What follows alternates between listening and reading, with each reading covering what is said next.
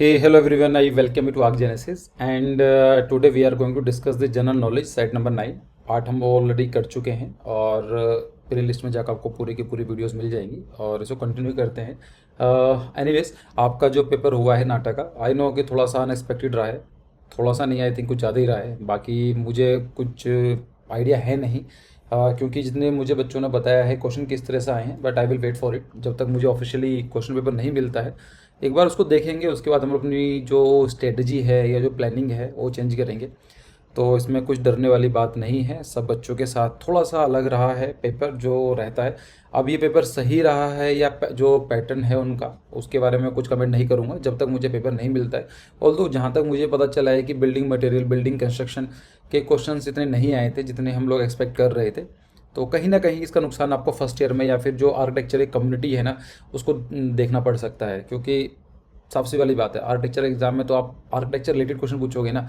अगर मेडिकल का एग्जाम है उसमें आप पूछोगे इंजीनियरिंग वाले क्वेश्चन या फिर डिज़ाइन वाले, तो मतलब नहीं है। खैर एनीवेज, पहले हम वेट करते हैं पेपर के आने का। और आई थिंक 14 को, आज 12 है तो कल परसों परसों आपको रिजल्ट डिक्लेयर हो जाएगा, तो मोस्ट प्रॉब्ली तभी क्वेश्चन पेपर हमें मिल जाएगा।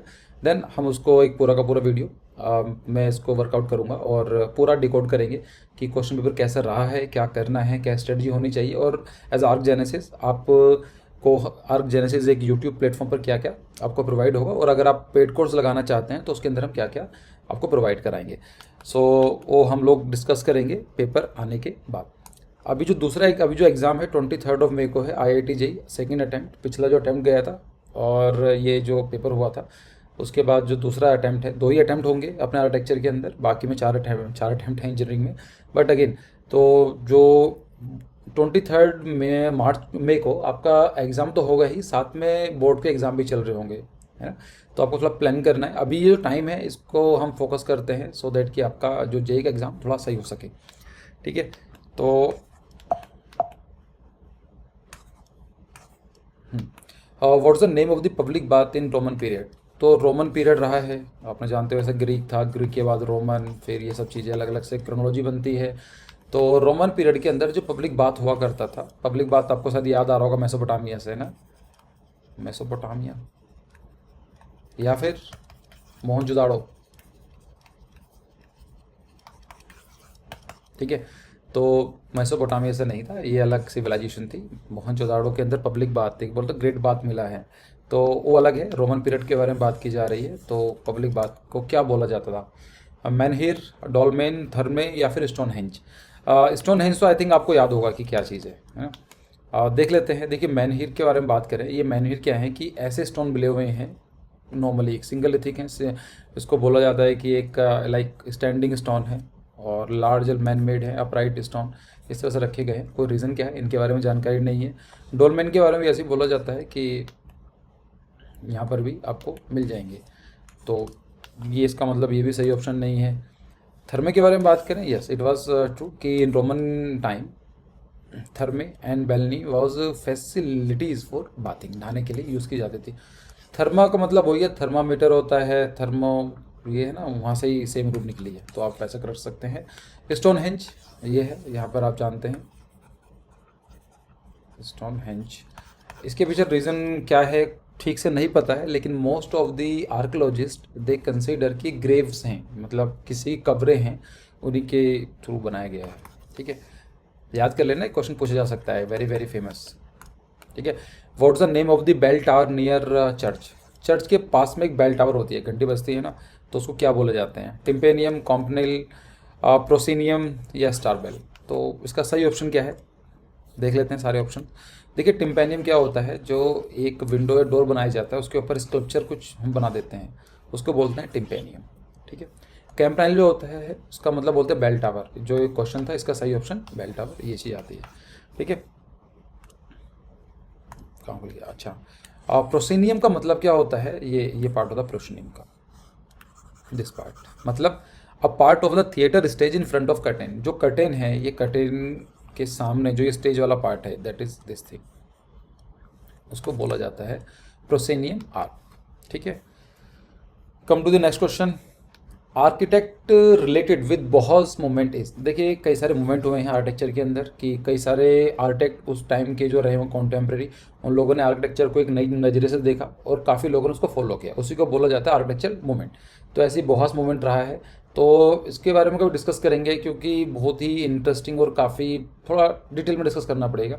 तो इसका सही ऑप्शन बता देता हूँ, miss ventro was the name जो आर्किटेक्ट से इसी से जुड़े हुए हैं बहुत मूवमेंट्स है।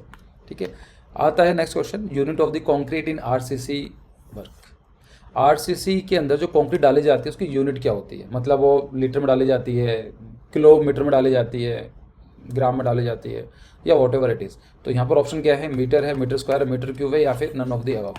तो इसका सही ऑप्शन क्या है, मीटर क्यूब पढ़ लेना यहाँ पर, है ना, क्यूबिक मीटर में या फिर मीटर क्यूब में डाली जाती है। जैसा आपको यहाँ पर मान लीजिए कोई स्ट्रक्चर कॉलम बनाना है और आपको इसमें कुछ इस तरह से है, मान लीजिए आयरन बार डाल दिए गए हैं, तो जो आप डालेंगे इसको होगा मीटर क्यूब में, वॉल्यूम में आता है ना। ठीक है, तो नेक्स्ट क्वेश्चन देख लेते हैं क्या है। The term Hellenic people were given to, Hellenic people किन लोगों को बोला जाता था, तो उसको बोला जाता है ग्रीक लोगों को। आई हैव नो आइडिया कि मेरा जो स्टाइलस है ना थोड़ा डिस्टर्ब परेशान कर रहा है।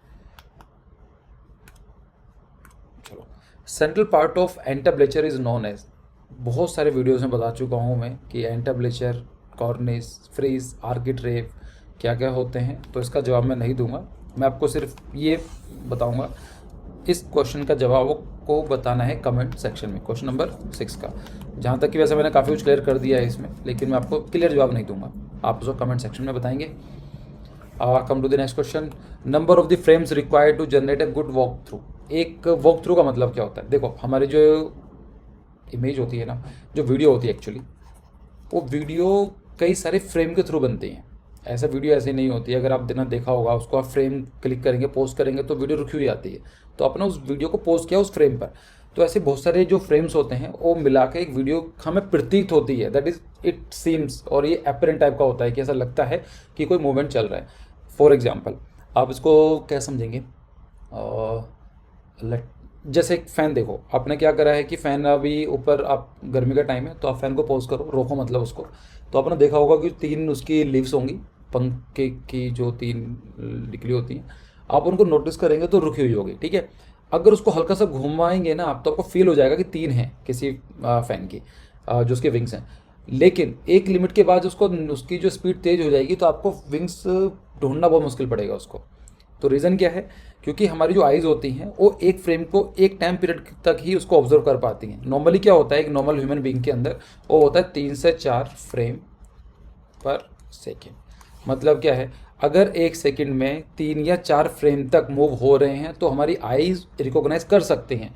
लेकिन if it is more than 3 to 4 frames per second, it seems like that the object is moving. और जैसा मूवीज़ में होता है, तो होता है ना मूवीज़ में कि कोई डांस करते हैं तो दिखता है हिलता डुलता, तो ऐसे ही होता है। खैर आर्किटेक्चर में कहाँ यूज़ होता है, आर्किटेक्चर में यूज़ ऐसा होता है, मान लीजिए आपके पास कोई क्लाइंट आता है, आप उसको बताएंगे कि हम ऐसी बिल्डिंग या फिर एक ऐसा आपका कुछ बना देंगे, लेट्स से एक विला बनाने की बात करते हैं। आप आर्किटेक्ट होंगे, आपको समझ जाएंगे, आप तो समझ जाएंगे कि इसका हम लोग 3D ऐसा दिखाई देगा, और मैं जब इस बिल्डिंग में एंटर करूँगा तो उसका स्केल क्या होगा, प्रोपोर्शंस क्या होगा, या फिर बाकी सब चीज़ें कैसे रहेंगी। लेकिन एक जो क्लाइंट है आपका, वो तो आर्किटेक्ट नहीं है, उसका तो परसेप्शन 3D परसेप्शन ना सही नहीं है, तो उसको हम लोग क्या दिखाते हैं, वॉक थ्रूज दिखाते हैं, मतलब चला के दिखाते हैं कि आप पार्किंग में होंगे तो आपको बिल्डिंग कैसे दिखाई देगी, आप जब एंटर करेंगे तो आपका स्केल क्या रहेगा। तो वॉक थ्रू जब बनाते हैं तो बहुत सारे फ्रेम्स बनाए जाते हैं और उस फ्रेम को कंटिन्यूसली प्ले करते हैं सब वीडियो की तरह। तो अगर मान लीजिए 14 बनाते हैं या 25 बनाते हैं या 100 होते हैं, कितने बताया गया है, so according to me it is 25 frames. देखिए कोई ऐसा होता नहीं है, good frame good walk through का रेट क्या है, आप जो वीडियो देख रहे हैं उसके अंदर लिखा हुआ आ रहा होगा 24 फ्रेम, तो 24 या 25 फ्रेम लेकर चलते हैं, या फिर आप चाहें तो उसको 60 फ्रेम की वीडियोज़ भी बना सकते हैं। अगर आपके पास आईफोन है, मेरे पास आईफोन है, इसलिए मैं उसकी सेटिंग जानता हूँ, तो उसमें स्लो मोशन का एक ऑप्शन आता है, तो उसमें क्या होता है कि बहुत स्लोली कैप्चर करता है, तो वहाँ 24 फ्रेम नहीं चाहिए होंगे, वहाँ पर क्या करता है 60, 120, 240 फ्रेम्स तक करता है। जो स्पोर्ट्स कैमराज होते हैं वो भी उनके फ्रेम ज़्यादा होते हैं, तो समझ रहे हैं इस चीज़ का क्या, मेरा कहने का मतलब क्या है कि वॉक थ्रू जो है वो डिपेंड करती है कि कितने सारे फ्रेम चेंज हो रहे हैं। जितने ज़्यादा फ्रेम्स होंगे उतनी ही वीडियो सूदिंग आएगी, स्मूथ तरह से दिखाई देगा, ऐसा लगेगा कि कोई ज़र्क नहीं है। अगर कम फ्रेम्स होंगे तो उसमें थोड़े रुक रुक के आएगी। तो 25 जो है उस आई थिंक काफ़ी होता है वॉक थ्रू बनाने के लिए। 100 जो होते हैं वो बहुत ज़्यादा हो जाएंगे, हाई क्वालिटी वीडियो में आ जाती है। और 14 और 12 जो होंगे उसके अंदर वीडियो ऐसे दिखेगी कि रुक रुक कर चलेगी, ऐसा स्मूथनेस नहीं आएगी। ठीक है। Next question, minimum height of a building to have spiral staircase. तो इसका 25 मीटर है। अलग अलग बायोलॉज में अलग अलग दिया गया है, किसी में 12 मीटर भी है, बट अगेन जहाँ पर मैंने देखा है 15 मीटर का दिया गया है कि आपको देना पड़ेगा। क्वेश्चन का मेन टारगेट ये नहीं है क्वेश्चन को दिखाने का, मैं चाहता था आपसे डिस्कस करना कि स्पायरल स्टेयरकेस होती क्या है।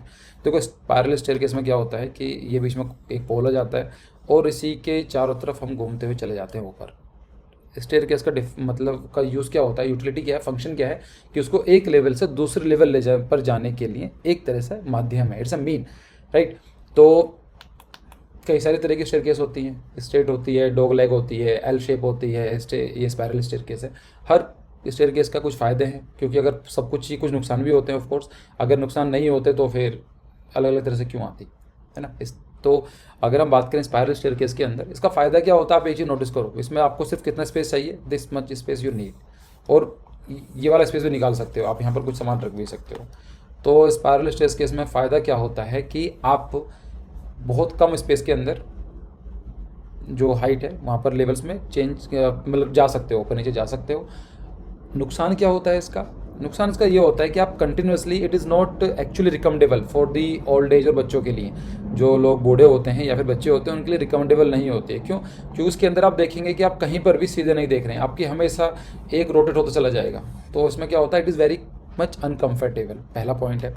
दूसरा क्या होता है, यहाँ पर कम होता है डिस्टेंस, यहाँ पर ज़्यादा होता है, तो यहाँ पर दूसरा भी अनकम्फर्टेबल है, चांसेस हैं गिरने के कि पता नहीं होता है। क्योंकि अगर नॉर्मल स्टेयरकेस है तो इस तरह से होने चाहिए थे, इस तरह से ना, तो आपके जो घर में होगी नॉर्मल स्टेयरकेस होंगी, ऐसी नहीं होंगी। तीसरा क्या होता है, इसमें आपको सामान ऊपर लेके जाना है तो it is very difficult to carry the load. और क्या हो सकता है, और रीज़न ये है इसमें लैंडिंग नहीं होती है। लैंडिंग मतलब कि जहाँ पर आप रेस्ट करते हैं, आपने देखा होगा कि आप जब इस तरह से चढ़ते हैं ऊपर थोड़ा सा रेस्ट आता है फिर आगे, तो दैट्स कॉल्ड द लैंडिंग।